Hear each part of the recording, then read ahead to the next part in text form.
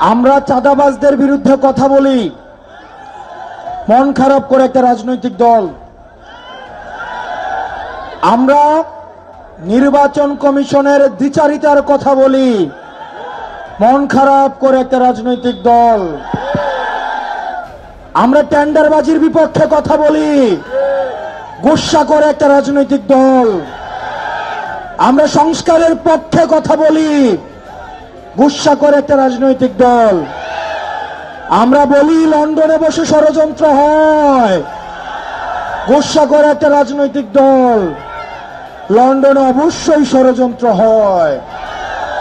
হাসিনার পতিত দূষররা একটা পক্ষ পালিয়েছে ভারতে, আরেকটা পক্ষ পালিয়েছে লন্ডনে।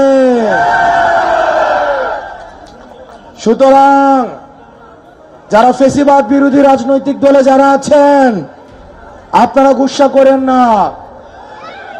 চাঁদাবাজ যদি আপনারা না হন, আপনাদের গায়ে তো লাগার কথা না। টেন্ডারবাজ যদি না হন, আপনাদের গায়ে তো লাগার কথা না। আপনারা কি সংস্কারের বিরোধী অবস্থান নিয়েছেন? যদি গুসা করেন তাহলে ধরে নিব আপনারা এই সংস্কারে বাধা দিচ্ছেন।